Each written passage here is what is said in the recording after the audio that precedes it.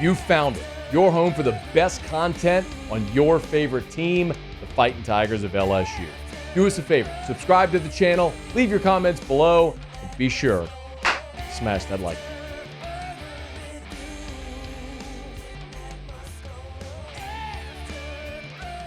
LSU, for the fourth consecutive year, opens up its season by digging itself in a hole. This one, however, hit different on many levels. In 2020, when LSU lost to Mississippi State, we could all point to Bo Pelini's deficiencies defensively against that Mike Leach offense. In 2021, Miles Brennan, you remember, was hurt, broken arm just before the opener, and Max Johnson was thrust into start against a veteran UCLA team on the road. And we knew Ed Ogeron was basically a lame duck coach. 2022, a year ago, there was massive roster turnover, and the job that Brian Kelly had ahead of him was illustrated by a lot of the shortcomings. This one hit differently because the expectations felt justified, and you were overwhelmed in the second half by a team that was clearly better than you. And that is very sobering. My hand's in the air. I picked LSU to win the SEC and win the national championship. We'll talk about what that means for this team in the future throughout this season, but really there are three angles to this game. There's the game itself. There's what does this mean for this season and what is still in play, what is realistically in play for this team. And then this is a very hard conversation you have to have about the program. Now, I'm not going to sit here and overreact game one of year two under Brian Kelly. But Brian Kelly, earlier this summer, said point blank in an interview with ESPN that he felt his team was still a year away from building a roster that was able to compete for a national championship. I, and many others, scoffed at that and said, I think Brian's playing a little gamesmanship. This team's ready to compete. Clearly, they are not yet. Let's talk about the game. I guess because we have to. You dominated the first half. You were in complete control of that game in the first half, but it didn't reflect on the scoreboard because of missed opportunities. LSU put up 293 yards of offense in the first half, just under 300 yards of offense in the first half. You got 4 consecutive defensive stops. Florida State scored in its first possession. After that, you got 4 consecutive stops. You had so much opportunity to build a lead, to put pressure on them, to influence every decision they made moving forward because you were playing from a position of power. What happened throughout the fourth quarter, you could have done that to Florida State early in the game, but you missed the opportunity. 2 red zone possessions, you come away with no points. And how about, as much as we're going to talk about the offense, and I understand people are going to want to, defensively, you allowed them to score on 6 consecutive possessions. They scored on their first possession. You got 4 consecutive stops. And after that, you never stopped them again. They went touchdown to end the half, field goal to start the second half, then 4 consecutive touchdown drives. The only thing that stopped the Florida State offense was the end of the game. And a lot of people are going to point at Matt House, and certainly the defensive coordinator shoulders some blame. But you know what really is your problem? You ain't got the Jimmies and the Joes, man. Not in the secondary. I think we all knew it. It was the biggest weakness. I thought they could score and overcome their weakness in the secondary. But when you miss opportunities against a good team like LSU did, that's what happens. 2 red zone possessions with no points. Even into the second half, when they got the field goal to tie it, your first possession of the second half, you got a 3rd and 6, and Jaden Daniels throws a beautiful ball, a rope, off balance over the middle, hits Kyron Lacey in the hands. By the way, go back and watch it. If Kyron Lacey catches that ball, there is no one behind him. There is one safety on the far side of the field, and it is a foot race to the pylon. He might have scored on that play. Instead, drop, punt, they score a touchdown, and now all of a sudden you're down 7.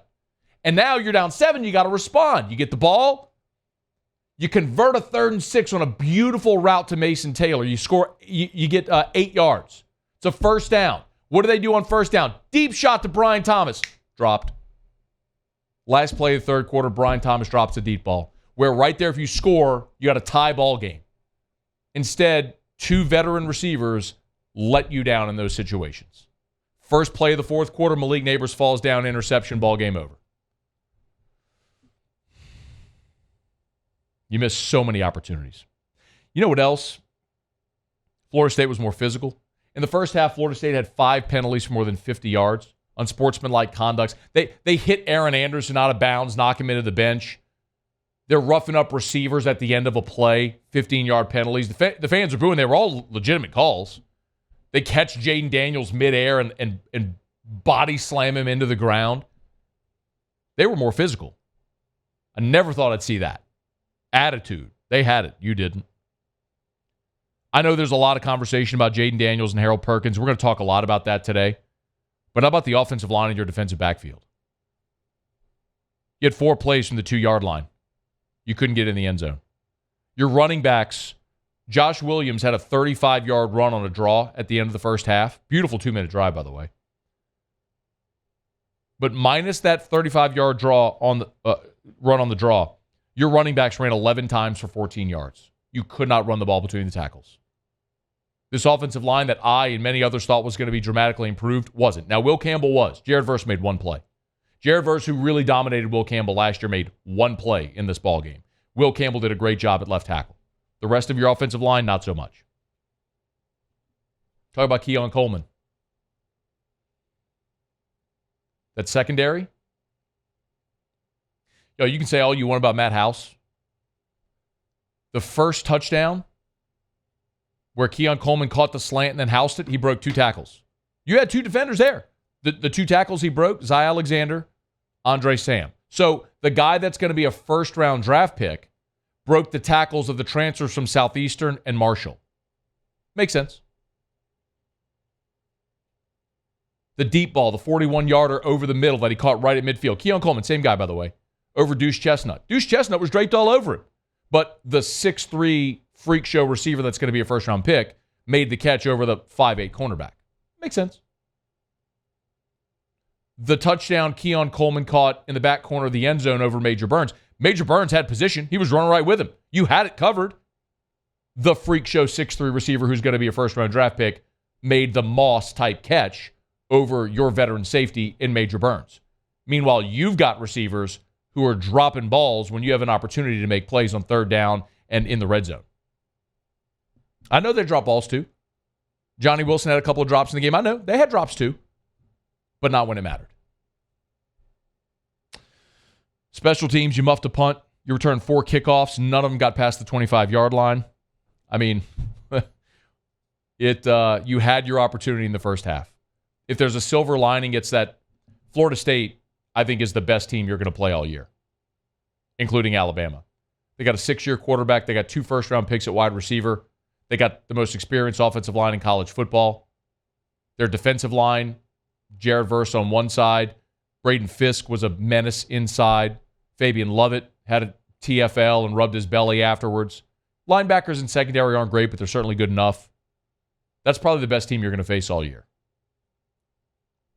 So if you're looking for the silver lining, that's it. And you were better than them in the first half.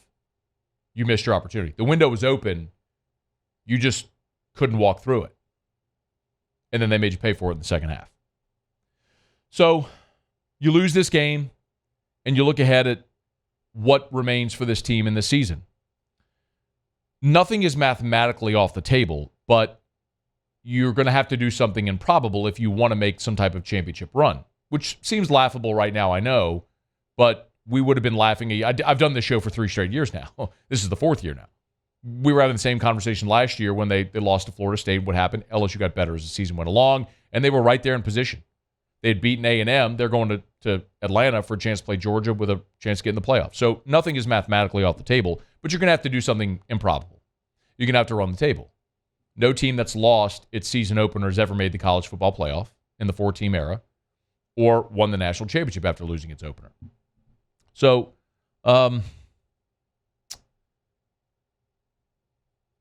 credit Florida State. It's a great team.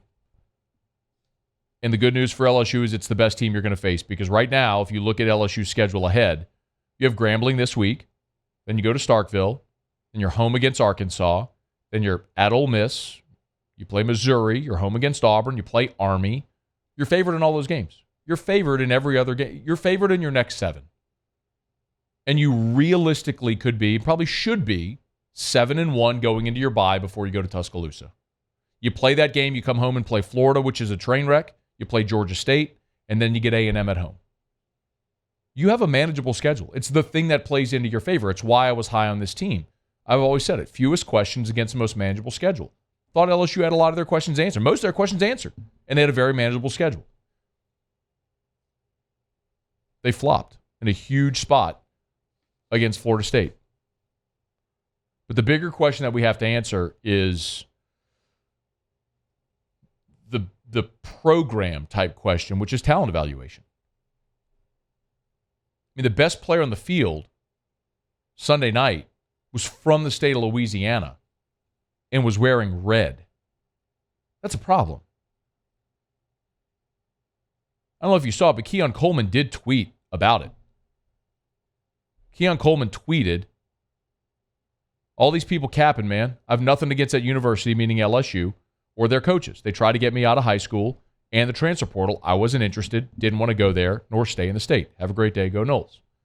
That's from the horse's mouth. Keon Coleman said LSU recruited him. He wanted to leave the state. But the best player on the field is from Opelousas, and LSU couldn't get him here twice. I'll tell you the other thing.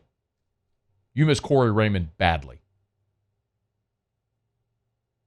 There's 2 players in the state of Louisiana that are in the top 10 for this coming recruiting class that are not good. You got 8 of the top 10 committed. The staff's doing a great job. You got 8 of the top 10 committed. The 2 that are uncommitted are a defensive tackle, best player in the state, and a cornerback.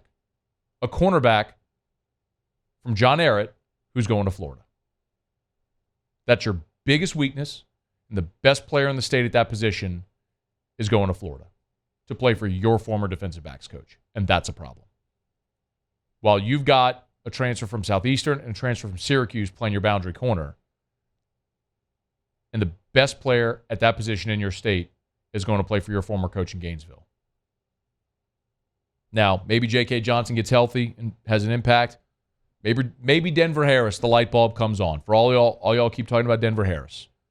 You think Brian Kelly you think Brian Kelly's just teaching Denver Harris a lesson after what you saw on Sunday night? You think he's choosing not to play Denver Harris? You think he's cutting off his nose to spite his face? They're going to play the best guys they got. He ain't one of the best ones they got. I've been trying to tell you all this for months. Last thing I'll say, and I have changed my mind on this. LSU needs to play week 0. You got Southern Cal next year in the opener out in Vegas. You play Nichols week 2. You need to move that Nichols game like yesterday. You need to move that Nichols game to week 0 because it is just evident. You need a tune-up. You need a game to iron out the kinks. I've flipped on this. I didn't feel that way for a long time. But 4 years is enough of a sample size to say, I need that game where I go out, play well, win, find out what works, what doesn't, get my guys some run before I go play the big game. Somebody get Nichols on the phone today and get petition to the NCAA to move that game to week 0. Hey, thanks so much for watching. Please leave your comments. I love to interact, and be sure to hit the red subscribe button below.